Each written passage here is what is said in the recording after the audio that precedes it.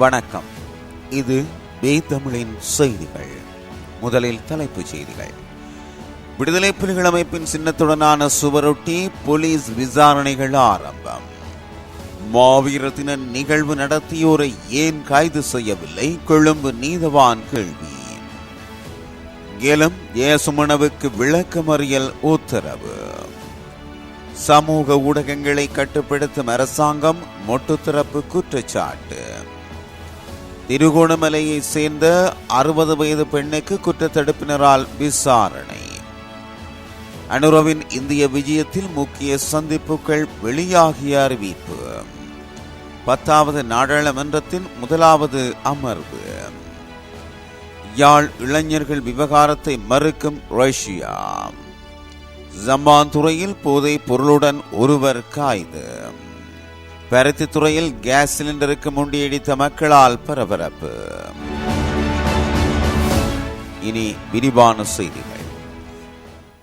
யாழ் வடமராட்சியில் தமிழீழ விடுதலை புலிகள் அமைப்பின் சின்னத்துடனான சுவரொட்டிகள் ஒட்டப்பட்டமை மற்றும் விடுதலை புலிகளின் கொடியை பறக்க விட்டமை தொடர்பான விசாரணைகளை போலீசார் ஆரம்பித்துள்ளனர்.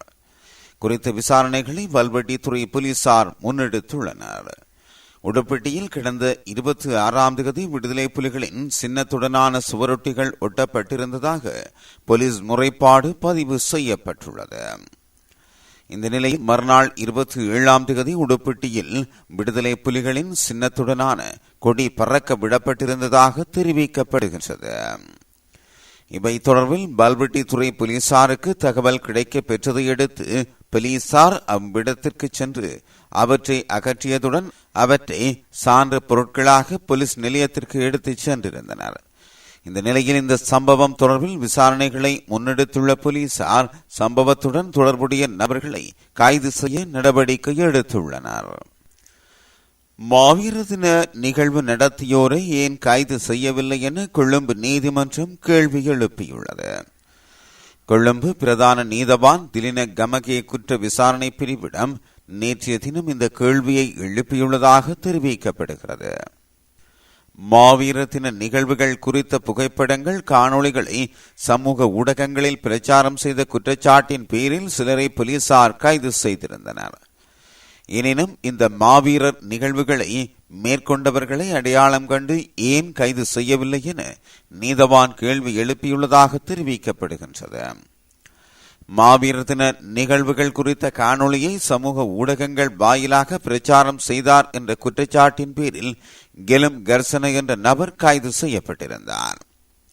இந்த நபரை பிணையில் விடுதலை செய்தபோது நிகழ்வினை நடத்தியவர்களை ஏன் கைது செய்யவில்லை என குற்ற புலனாய்வு பிரிவிடம் நீதவான் கேள்வி எழுப்பியுள்ளதாக கூறப்படுகிறது. மேலும் சந்தேக நபருக்கு எதிராக பயங்கரவாத தடைச்சட்டத்தின் கீழ் விசாரணை நடத்துவதற்கான சட்ட அவகாசம் குறித்த தகவல்களை முன்வைக்குமாறு நீதவான் திலினி கமகே குற்ற விசாரணை பிரிவிற்கு அறிவித்துள்ளார். பொதுமக்கள் மத்தியில் குழப்பத்தை ஏற்படுத்தும் வகையிலான தகவல்களை இணையத்தில் வெளியிட்ட குற்றச்சாட்டில் கைது செய்யப்பட்ட அரசியல்வாதியும் சமூக ஊடக ஆர்வலருமான கெலம் ஏசுமணவை எதிர்வரும் 4ஆம் தேதி வரை விளக்கமறியலில் வைக்குமாறு நீதிமன்றம் உத்தரவிட்டுள்ளது. தமிழீழ விடுதலை புலிகளின் மாவீரர் தின நிகழ்வுகள் தொடர்பாக உண்மைக்கு புறம்பான பிரச்சாரங்களை மேற்கொண்டு பொதுமக்கள் மத்தியில் அமைதியற்ற சூழலை ஏற்படுத்த முற்பட்ட குற்றச்சாட்டிலேயே அவர் கைது செய்யப்பட்டுள்ளார் என்று போலீஸ் ஊடகப் பிரிவு தெரிவித்துள்ளது. இதன்படி அவர் மீது பயங்கரவாத தடுப்பு சட்டத்தின் கீழ் குற்றம் விளைவித்ததாக குற்றச்சாட்டு பதிவு செய்யப்பட்டுள்ளது. இந்த நிலையில் நேற்று அதிகாலை கைது செய்யப்பட்ட கெலம் ஏசுமன் கொழும்பு கோட்டை கணனி குற்ற பிரிவினரால் தடுத்து வைக்கப்பட்டிருந்தார். அனுர அரசு பயங்கரவாத தடைச்சட்டத்தை நீக்குவோம் என கூறி ஆட்சிக்கு வந்துள்ள நிலையில் மாவீரர் நாள் பதிவுகள் தொடர்பில் பயங்கரவாத தடைச்சட்டத்தின் கீழ் சுன்னாகம், மருதானை மற்றும் பத்தேகம ஆகிய பகுதிகளைச் சேர்ந்த 3 ஏற்கனவே கைது செய்யப்பட்டுள்ள நிலையில் கெலம் ஏசுமன் 4வதாக கைது செய்யப்பட்டுள்ளமை குறிப்பிடத்தக்கது. புதிய அரசாங்கம் சமூக ஊடகங்களை கட்டுப்படுத்துவதாக ஸ்ரீலங்கா பொதுஜன முன்னணியின் பொதுச் செயலாளர் சாகர காரியவசம் குற்றம் சுமத்தியுள்ளார். அரசாங்கத்தின் இந்த ஊடக அடக்குமுறையை வன்மையாக கண்டிப்பதாக தெரிவித்துள்ளார். கட்சி தலைமையகத்தில் நடைபெற்ற செய்தியாளர் சந்திப்பில் அவர் இதனை தெரிவித்துள்ளார். சமூக ஊடக செயற்பாட்டாளர்கள் கைது செய்யப்பட்டதனை கட்சி என்ற ரீதியில் வன்மையாக கண்டிப்பதாக தெரிவித்துள்ளார். பயங்கரவாத தடை சட்டத்தினை எதிர்த்த ஏவிபி கட்சிக்கு பயங்கரவாத தடை சட்டத்தின் கீழ் கைதுகள் செய்யும் உரிமை கிடையாது என அவர் சுட்டிக்காட்டியுள்ளார். சமூக ஊடக செயற்பாட்டாளர்கள் பிழையான வகையில் கைது செய்யப்பட்டுள்ளனர் என தெரிவித்துள்ளார்.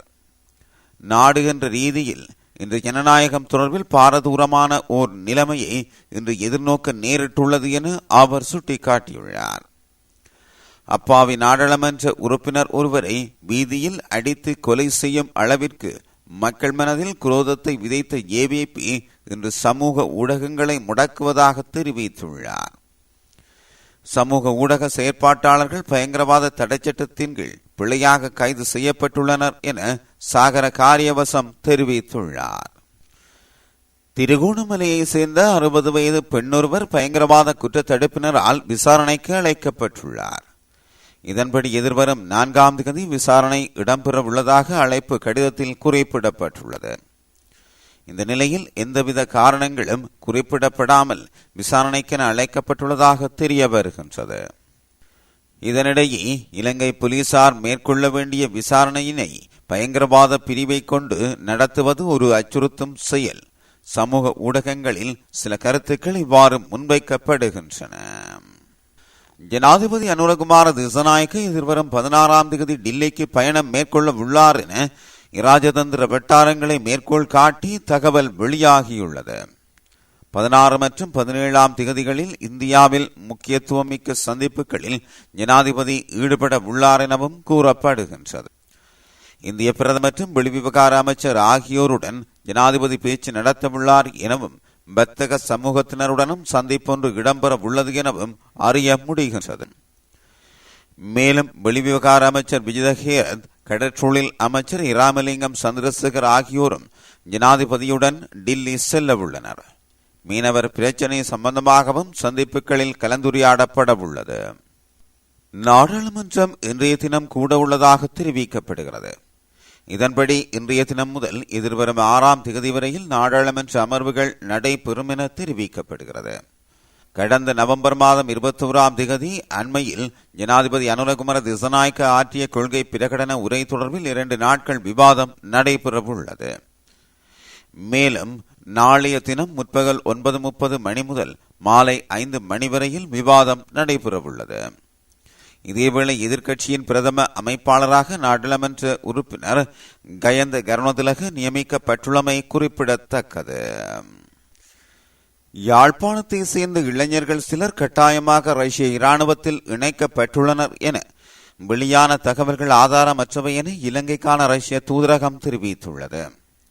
ரஷ்ய தூதரகம் மேலும் தெரிவித்துள்ளதாவது: பிரான்ஸ், பெல்ஜியத்திற்கு செல்ல முயன்ற யாழ்ப்பாணத்தை சேர்ந்த இளைஞர்கள் உக்ரைனுக்கு எதிராக போரிடுவதற்காக ரஷ்ய இராணுவத்தில் கட்டாயமாக இணைக்கப்பட்டுள்ளனர் என வெளியான செய்தி குறித்து இலங்கைக்கான ரஷ்ய தூதரகம் கவனம் செலுத்தியுள்ளது. இவ்வாறான தகவல்கள் ஆதாரமற்றவை, அடிப்படையற்றவை என்பதை தூதரகம் வலியுறுத்த விரும்புகின்றது. உறுதிப்படுத்தப்படாத தகவல்களை நாங்கள் உன்னிப்பாக அவதானித்து வருகின்றோம். இந்த தகவல்களின் நோக்கம் இலங்கை, ரஷ்யா இடையிலான பாரம்பரிய நட்புறவை சீர்குலைப்பதாகும். எங்கள் நாட்டிற்கு வருகை தரும் அனைத்து வெளிநாட்டவர்களையும் ரஷ்ய அதிகாரிகள் மதிக்கின்றனர். அவர்களின் விருப்பத்திற்கு, தகுதிக்கு ஏற்ப வேலை வாய்ப்புகளை வழங்க தயாராக உள்ளனர். ரஷ்யாவில் தங்கியிருக்கின்ற இலங்கையர்கள் தொடர்பான விடயத்தினை மாஸ்கோவில் உள்ள ரஷ்யாவிற்கான இலங்கை தூதரகமே கையாள்கிறது என்பதையும் கவனத்தில் எடுக்க வேண்டும். நேர்மையற்ற வேலை வாய்ப்பு முகவர்கள் இலங்கையர்களை ரஷ்யாவிற்கு அனுப்புவது குறித்து தூதரகத்திற்கு எந்த தகவலும் கிடைக்கவில்லை. இதேவேளை இந்த விடயம் குறித்து இலங்கை அரசாங்கத்திடமிருந்து உதவிகள் கோரப்பட்டால் அதற்கு உதவுவதற்கு நாங்கள் தயாராக உள்ளோம் என குறிப்பிடப்பட்டுள்ளது. அம்பாறை சம்மாந்துறை பகுதியில் ஐஸ் போதைப் பொருளுடன் இளைஞர் ஒருவர் கைது செய்யப்பட்டுள்ளார். குறித்த கைது நடவடிக்கையானது கடந்த 1ஆம் தேதி சென்னல் கிராமம் 1ஆம் பகுதியில் பிசேட் அதிரடிப்படையினரால் மேற்கொள்ளப்பட்டுள்ளது. சம்பவத்தில் அதே பகுதியை சேர்ந்த 28 வயதுடைய நபரை இவ்வாறு கைது செய்யப்பட்டுள்ளார். இதன்போது கைது செய்யப்பட்ட சந்தேக நபரிடம் இருந்து 1 கிராம் 240 மில்லிகிராம் ஐஸ் போதைப்பொருள் கைப்பற்றப்பட்டுள்ளது. இதனையடுத்து சந்தேக நபர் சம்மாந்துறை போலீஸ் நிலையத்தில் ஒப்படைக்கப்பட்டுள்ளதுடன் இது தொடர்பான மேலதிக விசாரணைகளை போலீசார் மேற்கொண்டு வருகின்றனர். மேலும் இந்த கைது நடவடிக்கையானது சம்மாந்துறை விசேட அதிரடிப்படை முகாம் பொறுப்பதிகாரி போலீஸ் பரிசோதகர் ரத்மலவின் பணிப்புக்கு அமைய உப போலீஸ் பரிசோதகர்களான ஜெபஸ்ரீ மற்றும் விஜயஸ்ரீ ஆகியோரினால் முன்னெடுக்கப்பட்டுள்ளமை குறிப்பிடத்தக்கது. லேப்ஸ் எரிவாயு சிலிண்டரை வாங்குவதற்கு மக்கள் முண்டியடித்ததால் பருத்தித்துறை நகரில் பரபரப்பு ஏற்பட்டது. லேப்ஸ் எரிவாயு சிலிண்டருக்கு தட்டுப்பாடு நிலவும் நிலையில் நேற்று முன்தினம் பருத்தித்துறை நகருக்கு லேப்ஸ் எரிவாயு சிலிண்டருடன் விநியோக வாகனம் சென்றுள்ளது.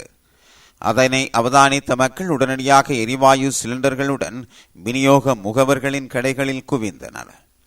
மட்டுப்படுத்தப்பட்ட அளவிலேயே எரிவாயு சிலிண்டர்கள் வந்திருந்த நிலையில் மக்கள் பெருமளவில் குவிந்து முண்டியடித்ததால் அவற்றை விநியோகிக்க விற்பனை முகவர்கள் திக்கு முக்காடியதை காண முடிந்தது.